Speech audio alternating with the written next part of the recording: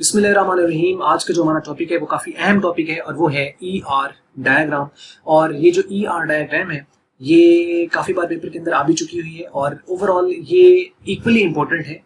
Computer student जो भी है, चाहे वो ग्रेजुएशन का है, चाहे वो इंटर का है, चाहे वो मास्टर का है, उसके लिए ER डायग्राम बहुत अहम है क्योंकि बहुत ज़्यादा ये यूज़ होती है और बहुत बार ये इस्तेमाल होती है और आगे रिसर्च पर्पस के लिए भी इसका इस्तेमाल जो है वो बहुत ज़्यादा है। और आइए हम इसको शुरू कर लेते हैं कि ये क्या है और कुछ इसके जो पॉइंट्स हैं। इसके अंदर मैं आपको बता दूं कि इस वीडियो के अंदर हम इसको दो एंगल से डिस्कस करेंगे, एक इसको सिंबल पॉइंट ऑफ व्यू से और एक इसकी शेप के पॉइंट ऑफ व्यू से। दो तरीके से ये बनती है और एक को जैसे यानी सिंबल जैसे कि जिनको क्रो फुट नोटेशंस कहा जाता है, दोनों एंगल से हम इसको डिस्कस करेंगे और ध्यान से, तसल्ली के साथ, सब्र के साथ, सुकून से बैठ के गौर फिक्र के साथ अगर आप वीडियो देखेंगे और सुनेंगे, आपका ER डायग्राम जो है वो आपको इंशाल्लाह ये क्लियर हो जाएगा। आइए शुरू कर लेते हैं। पहली बात कर रहे हैं, diagram used to represent entities and relationships between them in RDBMS called ER diagram. इस लाइन को हम समझ लेते हैं। यानी ये एक ऐसी डायग्राम है जो इस्तेमाल की जाती है रिप्रेजेंट करने के लिए एंटिटीज को। और एंटिटी क्या है? एंटिटी एक टेबल है RDBMS के अंदर, या एंटिटी एक रिलेशन है। रिलेशन, टेबल, एंटिटी एक ही नाम है। एंड रिलेशनशिप्स बिटवीन देम, यानी मुख्तलिफ किस्म के टेबल्स, मुख्तलिफ किस्म के रिलेशंस और उन रिलेशंस के आपस में रिलेशनशिप्स, ये हम यहाँ पे रिप्रेजेंट करते हैं RDBMS के अंदर। इसको ER डायग्राम कहा जाता है। यानी a diagram that is used to represent the entities and the relationships between them in the RDBMS is called ER diagram. ERD, जिसको एंटिटी रिलेशनशिप डायग्राम कहा जाता है, is sometime called schemas. इसको schemas भी कहा जाता है। ERD stands for entity relationship diagram, ये पहले बात होगी। और ERD was developed by Peter Chen in 1976. उसके बाद कुछ पॉइंट्स हैं। ERD is a graphical tool for modelling data. Data modelling के ऊपर एक वीडियो पहले हम बना चुके हैं, उसको आप देख लें ताकि डेटा मॉडलिंग आपको समझ आ जाए। इसके 5 कंपोनेंट्स हैं इटसेल्फ और किस तरीके से रिलेशनशिप बनाए जाते हैं, तो उसको तो उसी डेटा मॉडलिंग का टूल है। ग्राफिकली जब आपने डेटा मॉडलिंग को ग्राफिकली रिप्रेजेंट करना है तो उसको जो हम टूल यूज करेंगे वो ERD है। ERD is a graphical representation of the logical structure of the database. यानी एक तो फिजिकल स्ट्रक्चर है, एक लॉजिकल है। जैसे आप वो इसकी मिसाल यूं समझ ले, जैसे एक बिल्डिंग बनती है ना, तो बिल्डिंग बनाने से पहले या प्लाजा बनाने से पहले वो शुरू नहीं करते काम, उसको क्या होता है कि उसकी सबसे पहले एक उसका एक वो क्या कहते हैं, उसको नक्शा तैयार किया जाता है, मैप बनता है। वो मैप जो होता है वो हेल्प करता है उसको, जो फिजिकल स्ट्रक्चर होता है उसको समझने और उसको इम्प्लीमेंट करने में। ER डायग्राम जो होता है ये बिल्कुल वही, आपके पास एक लॉजिकल स्ट्रक्चर है लेकिन ये डेटाबेस का स्ट्रक्चर है। डेटाबेस जब आप बनाने लगते हैं तो उससे पहले उसकी जो ERD है वो बनाई जाती है। या कोई भी रिलेशनशिप आप जो है टेबल के दौरान देखना चाह रहे हैं तो उससे पहले उसकी ERD बनाई जाती है। तो ERD helps us to sketch the database design. Database को डिजाइन करने के लिए जो है वो ERD यूज होती है। Symbols and the components of the ERD following are the 5 components used in ERD। These are entity, attribute, relationships, connecting line and cardinality and modality। ये 5 ही आपके पास जो थे ये रिलेशनशिप्स थे जो कि आपने देखे डेटा मॉडलिंग के अंदर, और ये यहाँ पे भी है। तो आइए हम इसको स्टार्ट कर लेते हैं। फॉलोइंग ये एंटिटी क्या है? Represented by a rectangle. यहाँ पे हम एंटिटी पहले हम बात कर चुके हैं। एंटिटी क्या होती है? यानी it's anything about which you are concern to write data or information in your database, that's entity. Entity को हम जो रिप्रेजेंट करते हैं ये एक रेक्टेंगल से रिप्रेजेंट किया जाता है। ये जो ये शेप है ये एंटिटी को रिप्रेजेंट करती है। एट्रीब्यूट्स जो कि कॉलम्स होते हैं, जो कि फील्ड्स होती हैं, represented by an oval shape. ये जो ओवल है इस तरीके से इस शेप के अंदर जो है वो एट्रीब्यूट को रिप्रेजेंट करेंगे। यानी अगर कोई कॉलम है तो उसको इससे रिप्रेजेंट किया जाएगा, अगर टेबल है तो उसको इससे रिप्रेजेंट किया जाएगा। Relationships represented by diamond symbol.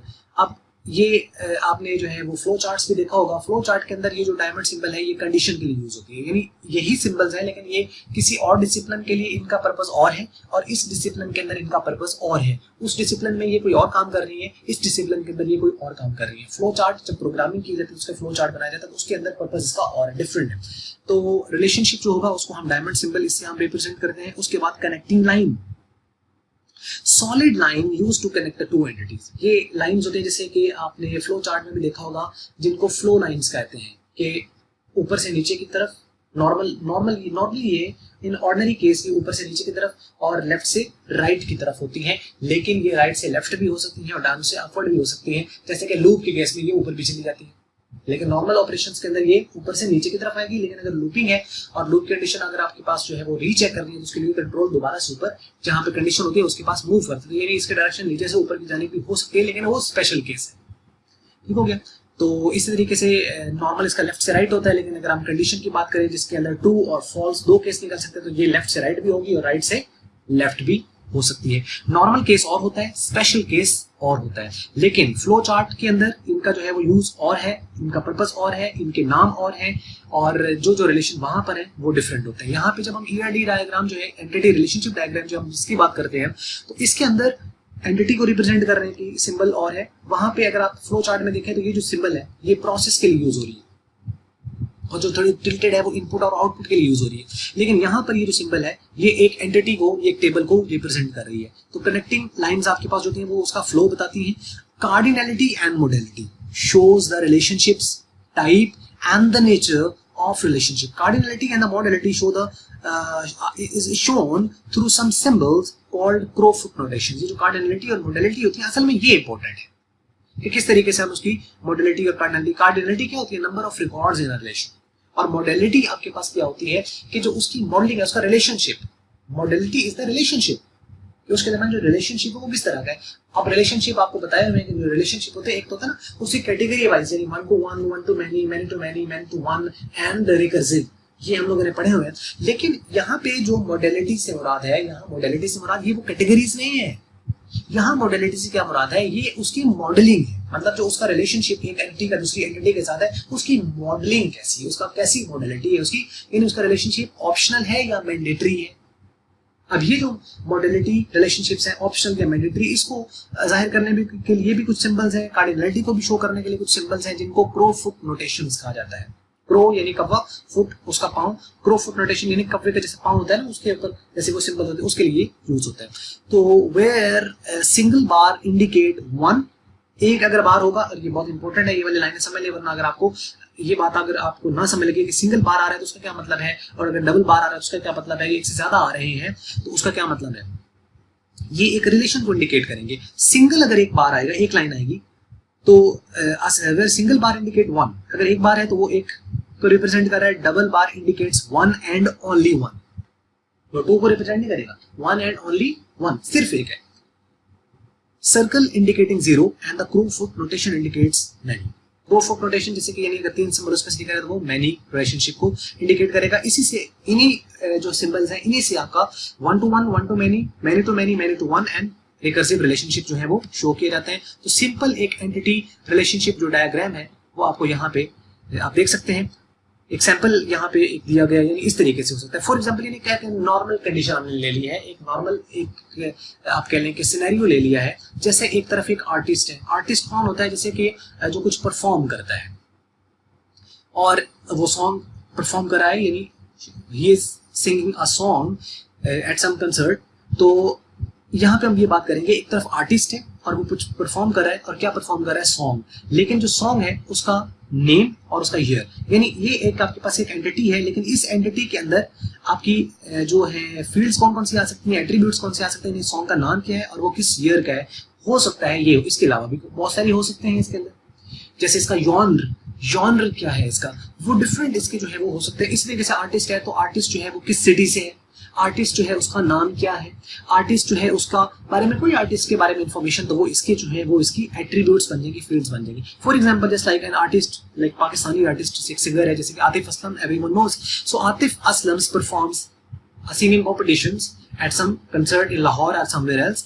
तो ये एक रिलेशन है, मतलब Atif is an entity and song is another entity. अब एक सॉन्ग और आतिफ का आपस में एक रिलेशन है, ऐसा है ना, सॉन्ग और इनका आतिफ एक सिंगर है तो सिंगर का ही सॉन्ग के साथ एक रिलेशनशिप बनेगा, किसी बावर्ची का तो सॉन्ग के साथ रिलेशनशिप नहीं बनेगा। या आतिफ असलम जो है उसका कोई बावर्ची के साथ तो कोई ताल्लुक नहीं है कि उसको कहा जाए कि बर्गर आप बना के दिखाएं, तो उसका कोई इसके साथ ताल्लुक नहीं, उसकी फील्ड अलग है।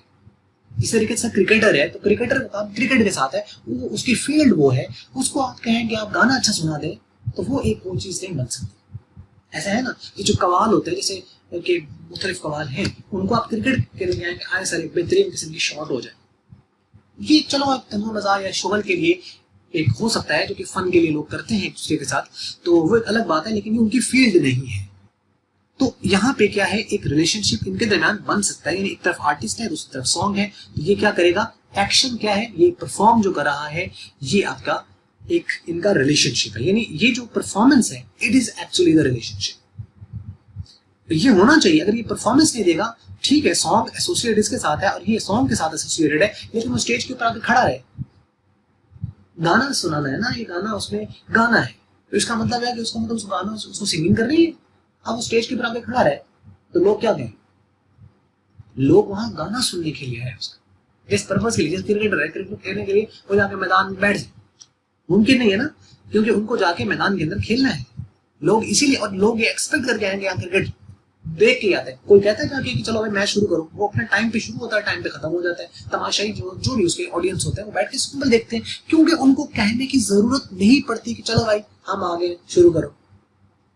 क्यों? क्योंकि उसका एक स्टैंडर्ड टाइम है जिसके ऊपर मैच नहीं शुरू होता, आपने चुप करके देखना, आप ऑडियंस जरूर हो लेकिन आप उनको इम्पैक्ट नहीं कर सकते।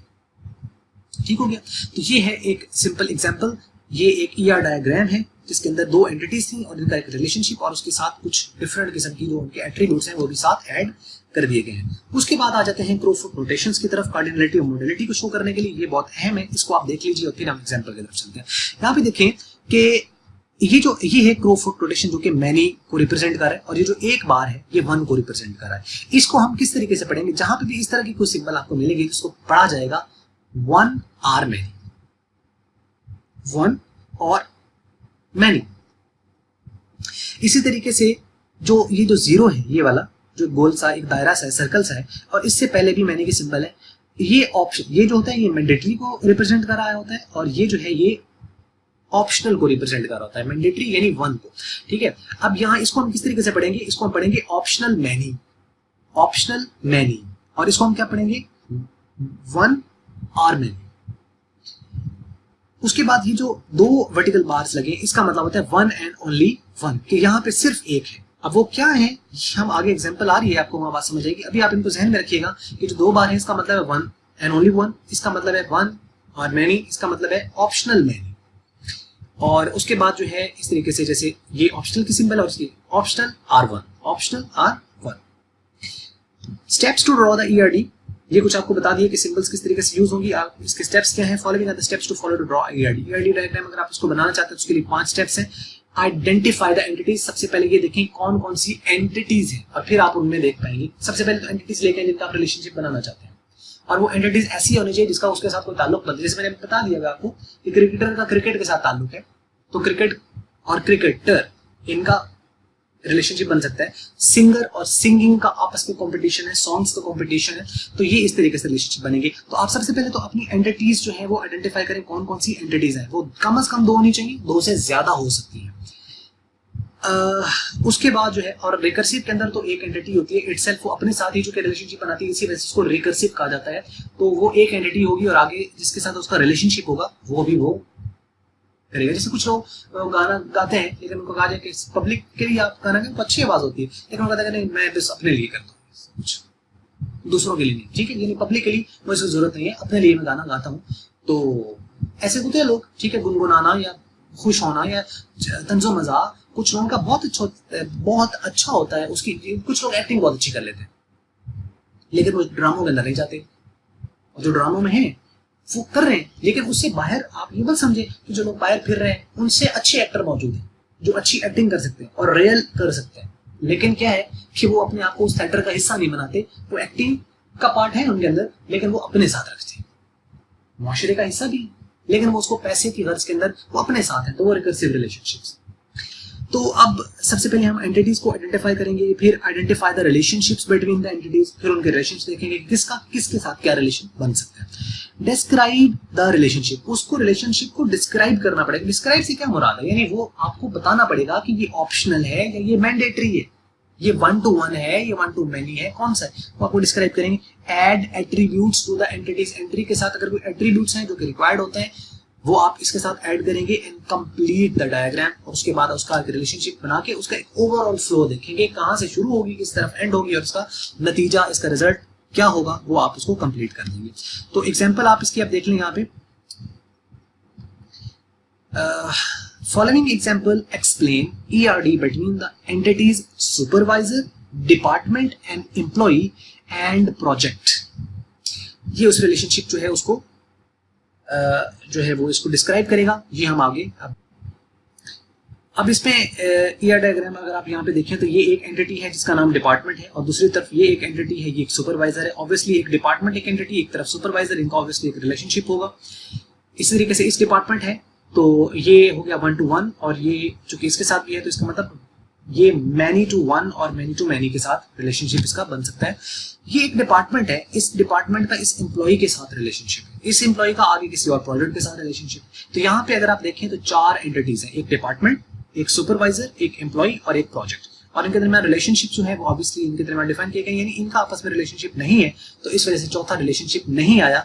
हो सकता है सुपरवाइजर का भी किसी प्रोजेक्ट के साथ जो है वो रिलेशनशिप होता तो हम इस तरीके से उसको क्रिएट कर सकते थे। अब हम उसको किस तरीके से पढ़ेंगे, ये एक एंटिटी रिलेशनशिप डायग्राम एक सिंपल एग्जांपल है। वैसे जब भी कोई रिलेशनशिप क्रिएट किया जाता है एंटिटीज के दरमियान तो उस तरीके से एंटिटी रिलेशनशिप डायग्राम बनती है। इसको हम किस तरह पढ़ेंगे, चूंकि ये 1 and only 1 है तो हम कहेंगे 1 and only 1 department is run by 1 and only 1 supervisor.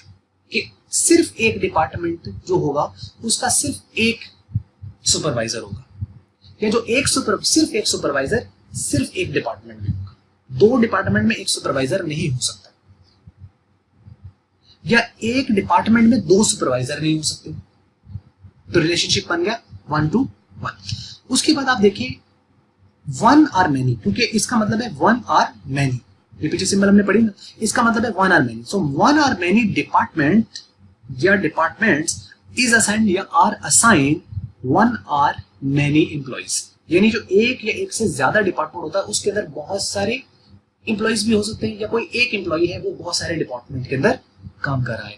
तो ये जो रिलेशनशिप है ये मैनी टू मैनी भी हो सकता है, मैनी टू 1 भी हो सकता है, 1 to many भी हो सकता है। जिस तरफ से आप इनिशिएट करेंगे उस तरफ से रिलेशनशिप होगा। उसके बाद आपके पास है एम्प्लॉय, इसको हम क्या पढ़ेंगे, 1 or many employees work on optional or many projects। Optional और मैनी प्रोजेक्ट, या इसको हम नो भी कह सकते हैं, यानी नो और मैनी प्रोजेक्ट्स, यानी कोई एक इसके अंदर जो है वो प्रोजेक्ट है, एक से ज्यादा प्रोजेक्ट्स हैं, या इसके अंदर कोई, यानी वो एक जो है एक एम्प्लॉय किसी भी डिपार्टमेंट में काम नहीं, पॉसिबिलिटी है कि एक एम्प्लॉय है ये वाला जो किसी भी डिपार्टमेंट में काम नहीं कर रहा, और ये बहुत सारे एम्प्लॉय है, ये बहुत सारे प्रोजेक्ट पे काम कर रहे हैं, और ये बहुत सारे एम्प्लॉय हैं ये इसी एक डिपार्टमेंट में काम कर रहे हैं। तो ये रिलेशनशिप्स हैं जो कि मैंडेटरी और ऑप्शनल के लिए यूज किए जाते हैं। ये है एक ERD डायग्राम। और वैसे जब आप डिपार्टमेंट वाइज बनाते हो तो हर ऑर्गेनाइजेशन का एक अपना स्ट्रक्चर होता है, उसका एक प्रोसीजर होता है, उसके अकॉर्डिंगली बनाई जाती है। एक सिंपल एकेडमिकली इसको समझने के लिए सिर्फ बताया गया है। तो वैसे इसकी डिटेल बहुत ज्यादा है ER डायग्राम की, और सिंबल्स भी बहुत ज्यादा है इसके अंदर। तो उम्मीद तो ये की जा सकती है कि वीडियो आपको समझ लगी होगी और अच्छी लगी होगी। अगर अच्छी लगी तो उसको आप कर सकते हैं लाइक, और अगर अच्छी नहीं लगी तो उसको कर सकते हैं आप डिसलाइक। और वीडियो देखने के लिए हमेशा की तरह आपका बहुत बहुत शुक्रिया।